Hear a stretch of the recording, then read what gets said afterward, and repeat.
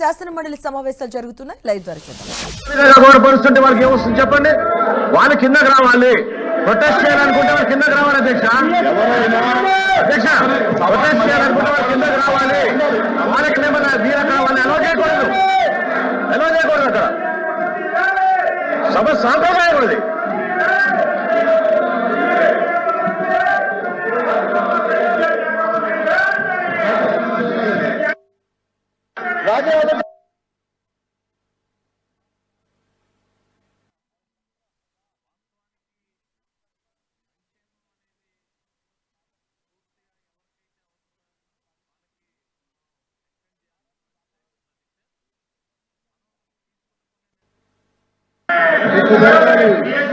ఆర్డర్లో పెట్టండి చెప్తాను.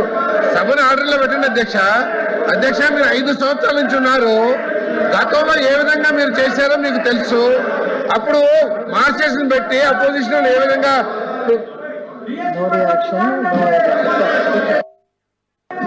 కాదు అధ్యక్ష. మీరు సభను ఆర్డర్లో పెడితే సమాధానం చెప్తాం.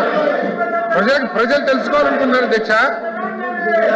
గతంలో ఏ విధంగా అయితే మీరు సభను ఆర్డర్లో పెట్టారో మార్చేషన్ తీసుకొచ్చి ఇప్పుడు కూడా అదే విధంగా చర్య తీసుకోమని అడుగుతున్నాం అధ్యక్ష.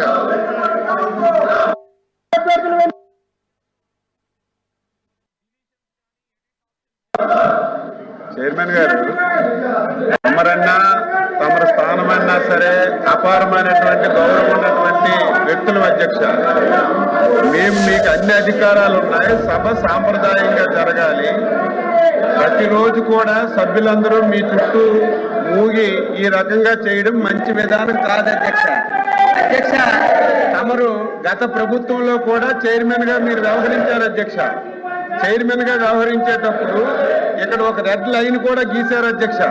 రెడ్ లైన్ గీసి ఎవరైనా అపోజిషన్ సభ్యులు రెడ్ లైన్ గీసి లోపలికి వస్తే ఇమీడియట్ గా సస్పెండ్ చేసేవారు అధ్యక్ష. ఈ రోజు మీరు సస్పెండ్ చేయమని చెప్పడం లేదు. మీరు ప్రతిరోజు ఇదే జరుగుతున్నప్పుడు ఫుల్ పవర్స్ మీకు ఉండేటప్పుడు మీరు యాక్షన్ తీసుకోండి అధ్యక్ష. మిమ్మల్ని కించపరచాలని కాదు అధ్యక్ష. మీకు ఫుల్ పవర్స్ ఉన్నాయి. ఇది 3వ రోజు. ప్రతిరోజు ఈ విధంగా చేస్తున్నప్పుడు సభ్యులందరూ మీ చుట్టొచ్చి ఈ రకంగా గొడవ చేస్తున్నప్పుడు మీరు ఫుల్ పవర్స్ ఉపయోగించి మీరు ఇమీడియట్ గా యాక్షన్ తీసుకోమని కోరుతున్నాం. గతంలో కూడా మీరు ఒక లైన్ గీసి లైన్ దాటితే ఇమీడియట్ గా సస్పెండ్ చేసేవాళ్ళు. ఈ రోజు ఆ విధంగా మీరు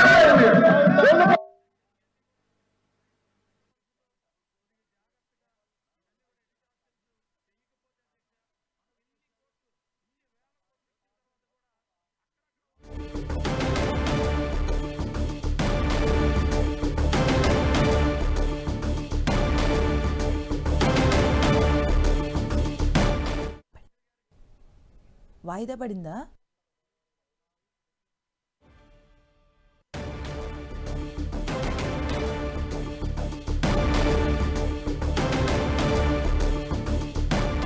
మండలిలో గందరగోళ పరిస్థితులు నెలకొన్నాయి. డిఎస్సీపై అంశంపై చర్చించాలంటూ వైసీపీ పట్టుబడుతూ ఉంది. సభను ఆర్డర్లో పెట్టాలి అని మంత్రి పాదసారి కూడా కోరడం జరిగింది. డిఎస్సీ అంశంపై విద్యాశాఖ మంత్రి నారా లోకేష్ రాజీనామా చేయాలి, నైతిక బాధ్యత వహిస్తూ రాజీనామా చేయాలంటూ కూడా వైసీపీ ఎమ్మెల్సీలు అయితే పట్టుబడుతూ ఉన్నారు. సభను అడ్డుకుంటారంటూ కూడా టీడీపీ వర్గాలైతే చెబుతున్నాయి. గొడవ చేసే సభ్యులపై చర్యలు తీసుకోవాలంటూ కూడా అచ్చెన్నాయుడు కూడా మాట్లాడడం జరిగింది. ఏపీ శాసనమండలిలో గందరగోళ పరిస్థితులు నెలకొన్నాయి.